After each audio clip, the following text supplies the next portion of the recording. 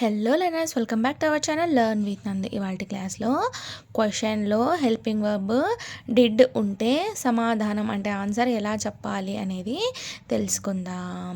అర్థమైందా లెర్నర్స్? మనకు వేసే క్వశ్చన్స్లో ఆపోజిట్ పర్సన్స్ మనకి క్వశ్చన్స్ ఇస్తుంటారు కదా, ఆ క్వశ్చన్స్లో హెల్పింగ్ వర్బ్ డిడ్ ఉంటే మనం ఆన్సర్ ఎలా చెప్పాలి అనేది ఈ క్లాస్లో తెలుసుకుందాం. డిడ్ అంటే ఏమిటి? డిడ్ మనకి ఏం తెలుపుతుంది అని అంటే, డిడ్ అనేది పాస్ట్ని తెలుపుతుంది కదా. డిడ్ అంటే ఆల్రెడీ పనులన్నీ జరిగిపోయినాయి అని అర్థమైతే ఇస్తుంది ఈ డిడ్కు కదా.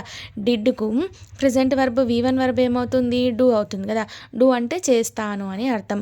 డూ డజ్, డూ అనేది V1 వర్బ్ అవుతుంది, డజ్ అనేది V5 వర్బ్ అవుతుంది కదా.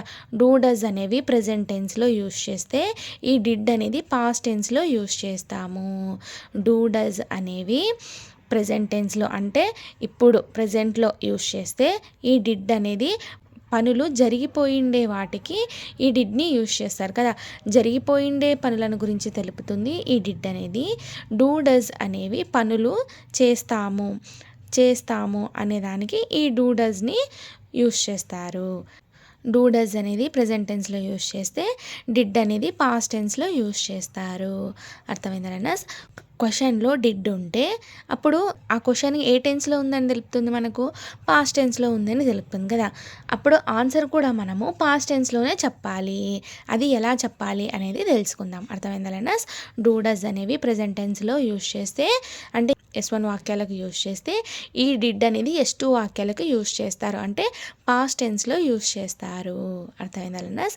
డిడ్ అనేది జరిగిపోయిన పనులను గురించి తెలుపుతుంది. అర్థమైందా లెర్నర్స్? ప్రశ్నలో డిడ్ ఉంటే ఈ డిడ్ అనేది మనకు పాస్ట్ టెన్స్ని తెలుపుతుంది కదా.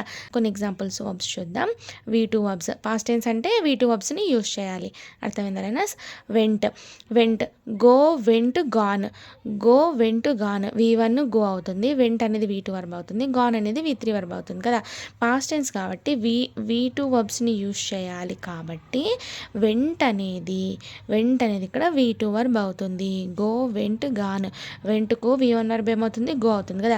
V2 వర్బ్ ఏమవుతుంది? వెంట్ అవుతుంది. V3 వర్బ్ ఏమవుతుంది? గాన్ అవుతుంది. సేమ్ అదేవిధంగా లర్న్ట్ అనేది మనకు V2 వర్బ్ అవుతుంది. ఇక్కడ V1 వర్బ్ ఏమవుతుంది లర్న్ట్కు? చెప్పండి. లర్న్ అవుతుంది. V1 వర్బ్ లర్న్ అవుతుంది, V2 వర్బ్ లర్న్ట్ అవుతుంది, V3 వర్బ్ లర్న్ట్ అవుతుంది.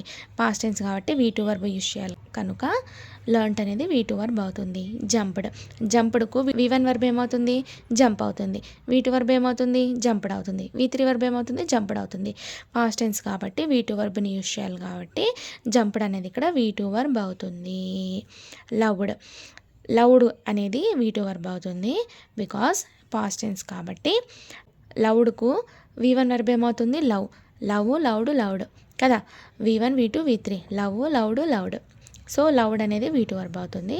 ఇక్కడ చూడండి, ఇది రెడ్ అని పలకాలి. స్పెల్లింగ్ మటుకు READ అనే ఉంటుంది, బట్ మనం ప్రొనౌన్స్ ఎలా చేయాలి అంటే రెడ్ అని పలకాలి. అర్థమైందా? ఈ రెడ్కు V1 వర్బ్ ఏమవుతుంది? రీడ్ అవుతుంది. V2 వర్బ్ ఏమవుతుంది? రెడ్ అవుతుంది. V3 వర్బ్ ఏమవుతుంది? రెడ్ అవుతుంది. Read, red. V1 V2 V3. V2 ఇక్కడ ఏమవుతుంది? రెడ్ అవుతుంది. డ్రాంక్ అనేది ఇక్కడ V2 వర్బ్ అవుతుంది. డ్రాంక్ V1 వర్బ్ ఏమవుతుంది? V1 V2 V3. Drink, drank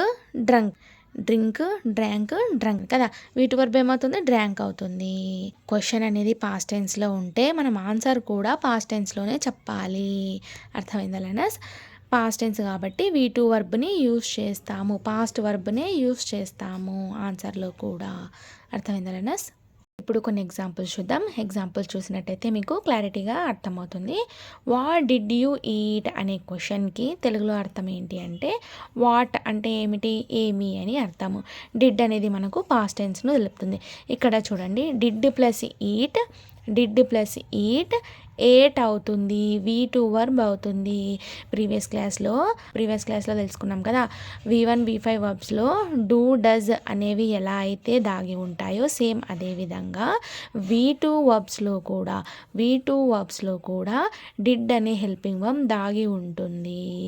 అర్థమైందా learners? Did plus eat V2 verb ఏమవుతుంది? ఏట్ అవుతుంది. V2 వర్బ్ క్రియేట్ అవ్వాలంటే ఏంటి ఫార్ములా అని అంటే, did plus present verb V1 V1 did plus present verb V1 equals to V2 verb అవుతుంది, past verb అవుతుంది. అర్థమైందా లెర్నర్స్? ఇక్కడ డిడ్ అనేది మనకు పాస్ట్ టెన్స్ను తెలుపుతుంది కాబట్టి ఆన్సర్ కూడా మనం పాస్ట్ టెన్స్లోనే చెప్పాలి.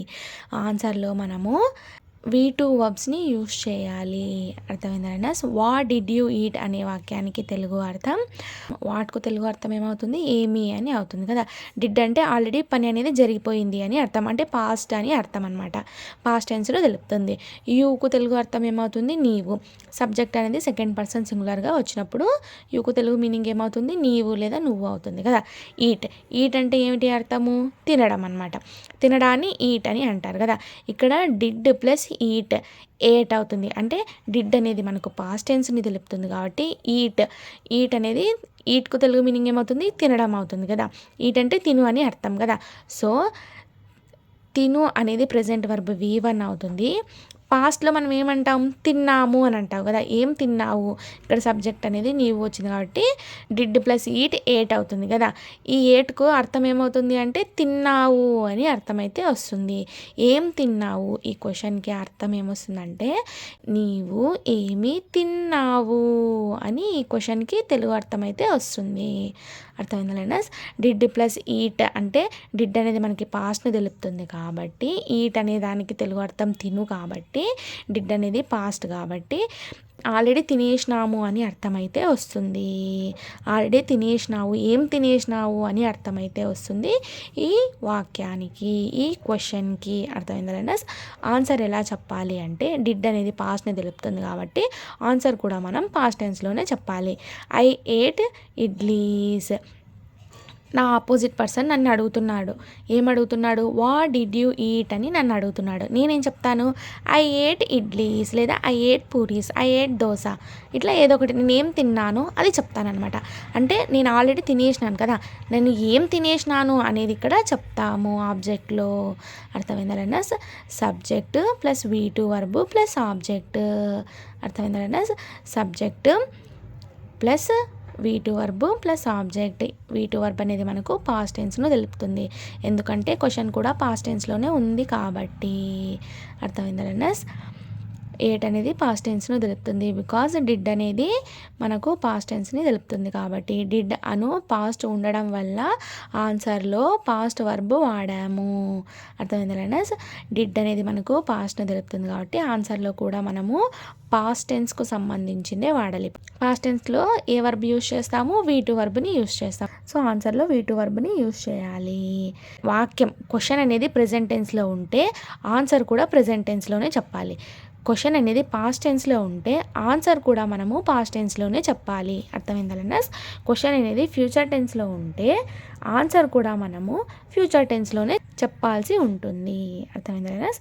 What did you they drink అనే క్వశ్చన్కి తెలుగు అర్థం ఏమవుతుంది, వారు ఏమి త్రాగినారు. డిడ్ అనేది మనకు పాస్ట్ టెన్స్ని తెలుపుతుంది కాబట్టి డ్రింక్ తెలుగు మీనింగ్ ఏమవుతుంది, త్రాగు అని అవుతుంది కదా.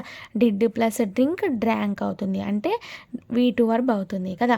డిడ్ అనేది పాస్ట్ టెన్స్ని తెలుపుతుంది కాబట్టి ఏమి త్రాగినారు అని అర్థమైతే వస్తుంది. సో ఆన్సర్ ఏం చెప్పాలి, దే డ్రాంక్ కాఫీ, వాళ్ళు కాఫీ తాగారు, వారు కాఫీ త్రాగినారు అని ఆన్సర్ చెప్పాలి.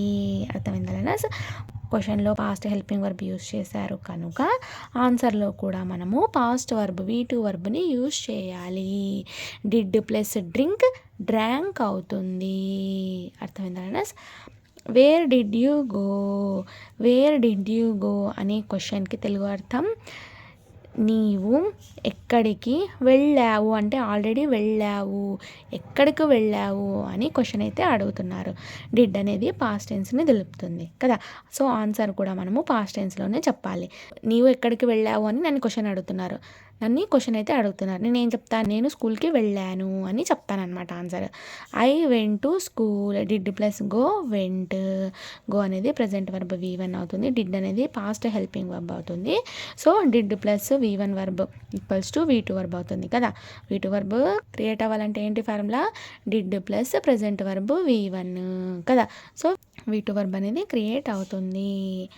ఐ వెంట్ టు స్కూల్ అని నేనైతే సమాధానం చెప్తాను. ఎక్కడికి వెళ్ళావు నువ్వు అంటే నేను స్కూల్కి వెళ్ళాను, నేను సినిమాకి వెళ్ళాను, నేను గుడికి వెళ్ళాను అని సమాధానం అయితే నేను చెప్తాను. నేను ఎక్కడికి వెళ్ళానో అది సమాధానంలో అయితే నేను చెప్తాను. అర్థమైందా?